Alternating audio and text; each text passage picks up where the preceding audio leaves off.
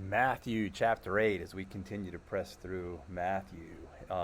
Matthew chapter 8, and at the end of chapter 7, Jesus finished what we know as the Sermon on the Mount. And in Matthew chapter 8, Jesus is now coming down out of the mountains, because that's why it's called the Sermon on the Mount, because he was up on a mountain preaching to his disciples and to his followers. In verse number 1, we're going to see Jesus here in Matthew chapter 8. He's going to really press into doing some miracles here. So in Matthew chapter 8, verse 1, when he had come down from the mountain, great multitudes followed him. So there's still just a large crowd who's following Jesus. And many are sincere about following him. Many are kind of following him just to see what he's going to say. Many are trying to trap him in a lie or in some type of a sin. And others are just kind of tagging along just to see what's going on. So there's a whole group of people here who are following Jesus. Not all of them are sincere, like we said. And behold, a leper came. This is a person who has leprosy. We'll talk about that in just a minute. And worshipped him, saying, Lord, if you are willing, you can make me clean.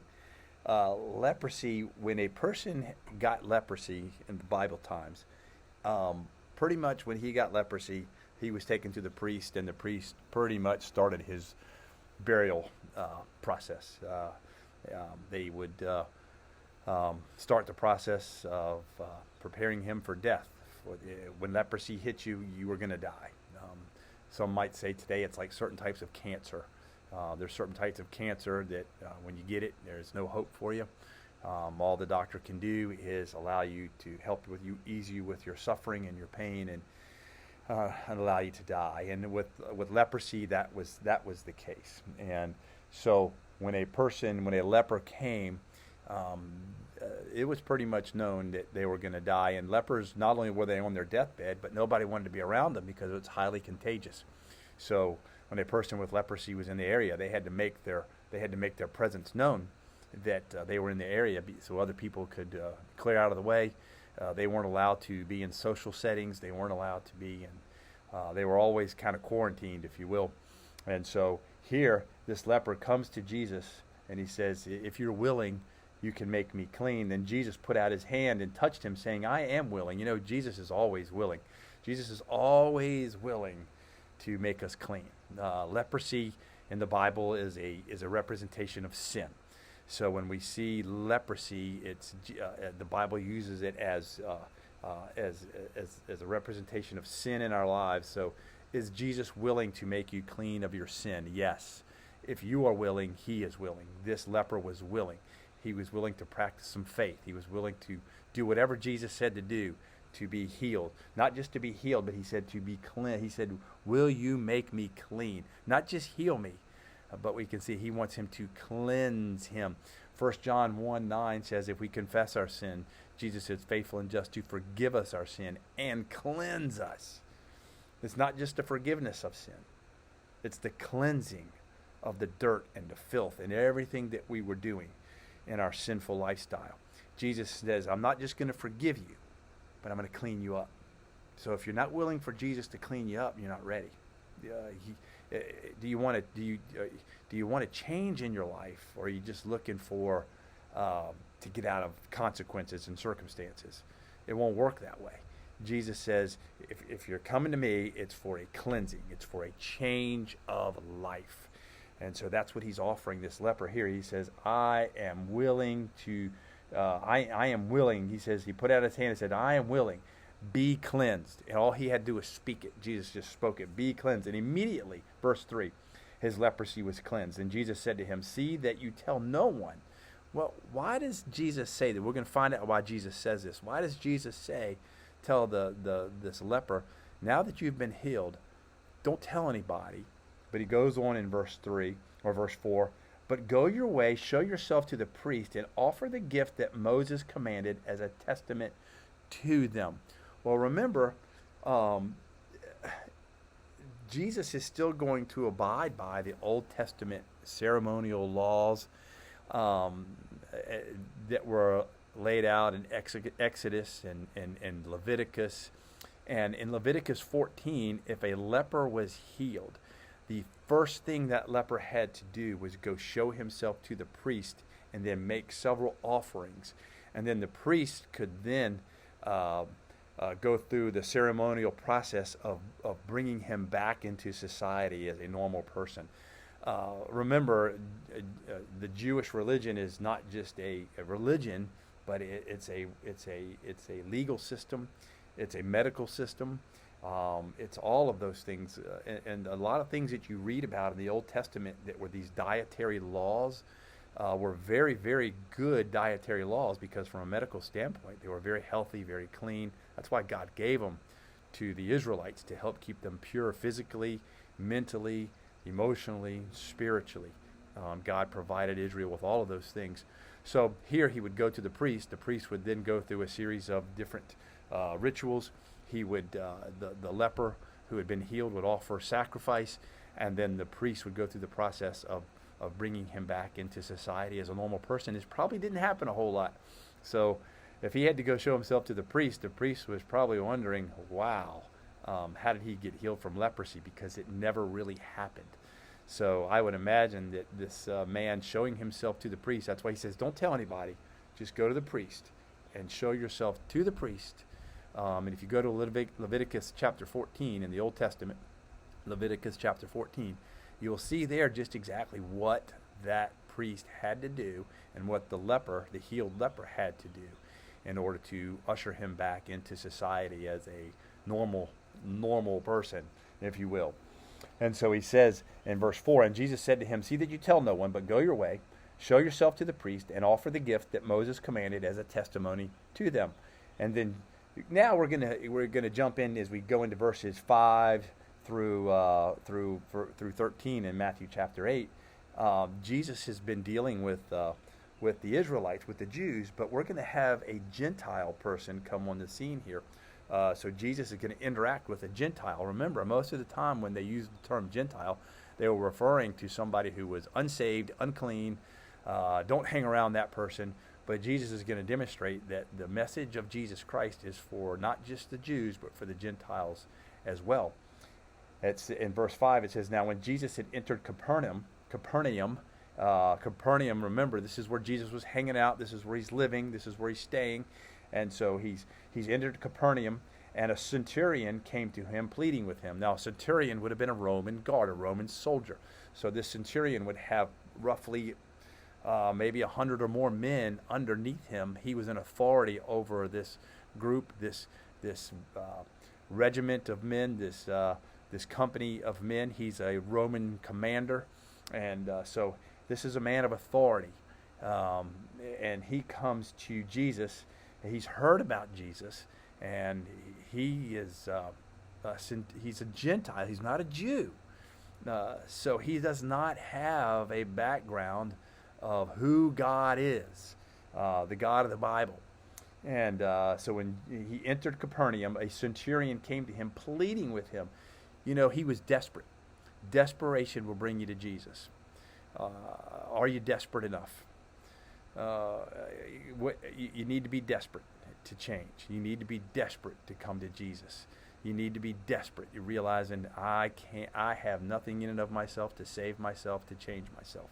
If you're not desperate, you're not coming to Jesus. And so there's a desperation here in the centurion's life, saying, Lord, my servant is lying at home, paralyzed, dreadfully tormented. And Jesus said to him, I will come and heal him. And the centurion answered and said, Lord, I am not worthy that you should come under my roof, but only speak a word and my servant will be healed. Now this is a Roman commander who has humbled himself under Jesus. Humility. We come back to humility. Humility demonstrates a change of heart. This centurion has had a change of heart. He is so desperate. He is so humbled. He realizes he's in a position where he can't save his servant. This man has a heart for this servant, and he's coming to Jesus saying, please come heal him. He says, as a matter of fact, I'm not even worthy of you coming under my roof. So if you'll just speak the word right from here, I believe that you can heal him. Wow. Remember, this is a man of great authority in the Roman government, in the Roman army. And the centurion answered in verse 8, Lord, I am not worthy that you should come under my roof, but only speak a word, and my servant will be healed. Verse 9, for I am also a man under authority, having soldiers under me. And I say to this one, go, and he goes, and to another, come, and he comes, and to my servant, do this, and he does it. When Jesus heard it, he marveled and said to those who followed, assuredly I say to you, I have not found such great faith, not even in Israel. And I say to you that many will come from east and west and sit down with Abraham, Isaac, and Jacob in the kingdom of heaven. But the sons of the kingdom will be cast into outer darkness. There will be weeping and gnashing of teeth. Then Jesus said to the centurion, go your way, and as you have believed, so it be done for you. And his servant was healed that same hour. Jesus is saying, man, this guy has got such incredible, he gets it. You know what, if we could summarize this, Jesus is saying, this guy gets it. He goes, a lot of the Israelites and the Jews who are supposed to be part of the kingdom, and they're not going to be. They're going to be cast into outer darkness where there's weeping and gnashing of teeth. That's hell. He says many, many, many children of the kingdom of heaven, the Jews, won't make it there because they won't humble themselves and believe on me and place themselves under the authority of Jesus Christ. And this servant, this centurion, he has humbled himself and made him like the servant who does whatever he says to do. And he's made himself like the soldiers that work under him. And he says, they know that when I say something, they've got to do it. And Jesus, I understand that when you say something, I've got to do it. And Jesus says, wow, I haven't seen such great faith even amongst the Jews. This guy gets it. He's willing to humble himself and place himself under the authority, under my authority. I am his creator. I am his maker. I am his authority. And I have the very best for him. And I will now do in his life what he's asked me to do because of his humility. And that's what he's saying here. He says, I have people who are my descendants, Jesus is saying, who won't even do that. They're so proud and so arrogant that they can't do that. And then Jesus said to the centurion, go your way, verse 13, and as you have believed, so it will be done for you. And his servant was healed that same hour. Jesus didn't even have to go to the house. He said, you know what? Man, this guy gets it. He understands who I am, what I can do, and what I will do in his life. What faith. Man, that's a great faith. What's your faith like? How are you walking with Jesus? Do you truly believe that he can change you? Do you truly believe that he can do what he says he's going to do in your life when you humble yourself under his authority? Life is all about placing yourself under authority. If you're not willing to place yourself under somebody's authority, good people, and do what they say and do what they ask you to do, and not just do what they ask you to do, but do more than they ask you to do, then life's going to be tough. We keep saying that over and over and over. Place yourself under authority.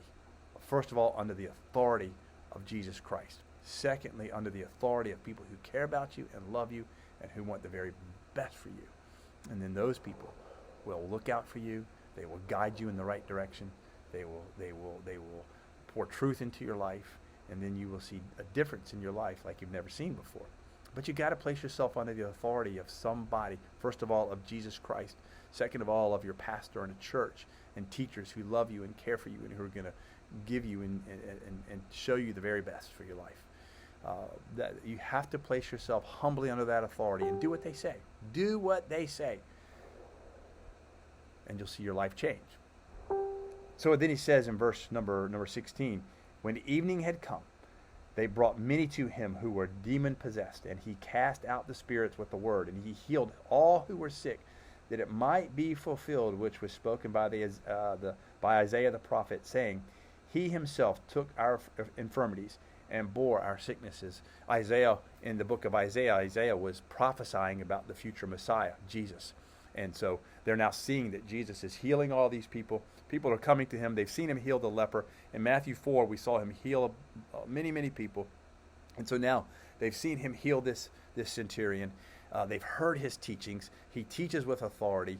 they're just enamored with Jesus. And so now people are flocking to him and flocking to him and flocking to him. And they're bringing people who are sick and demon-possessed and those who are out of their minds. And they're bringing them to him, and he's healing them. And people are taking notice, not just people who are on the side of Jesus, but people who are opposed to Jesus are also taking notice.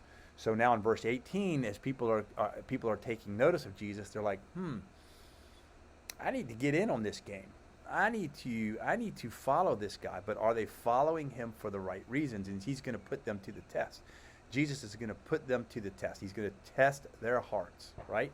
Are you going to follow Jesus because he can do a magic show? Are you going to follow Jesus because of what he can do for you? Or are you going to follow Jesus because you truly want to honor and glorify God? He will only honor one of those. And so he comes to them, and they say in verse 18, and when Jesus saw great multitudes about him, he gave a command to depart to the other side. Then a certain scribe came and said to him, Teacher, so this is a religious leader, right? Teacher, I will follow you wherever you go. Now remember, he makes this statement, this scribe makes this statement to Jesus. Jesus, I will follow you wherever you go. Well, Jesus is immediately going to test his heart. And he says, and Jesus said to him, Foxes have holes, and birds of the air have nests, but the Son of Man has nowhere to lay his head. Now, that's it. That's all the statement he makes to this man. Now, I don't know what happens to him, but this is a statement of testing. Jesus is saying, this is not going to be easy. Following me is not going to be easy, because the foxes have a place to live, and the birds have a place to live, but in following me, it's going to be inconvenient. It's not going to be a convenient life to follow Jesus. Now, it's going to be a glorious life, and it's going to be a certain life, but it's not going to be a convenient life. And if you're looking for convenience, your life won't change. If you're looking for convenience, you're not going to glorify God. If you're looking for convenience, everybody wants it to be convenient. If convenience is all we needed, we wouldn't need God. But we need God because things are not convenient, and success is not going to be convenient. It's not. So he's saying here, he says, the birds have nests and the foxes have holes, but me, Jesus, has nowhere to lay his head. And then he goes, and then another of his disciples said to him, Lord, let me first go and bury my father. Before I follow you, let me go first, let me bury my father. And Jesus' response is, follow me and let the dead bury their own dead. He's not showing a lack of compassion here. That's not what Jesus is doing.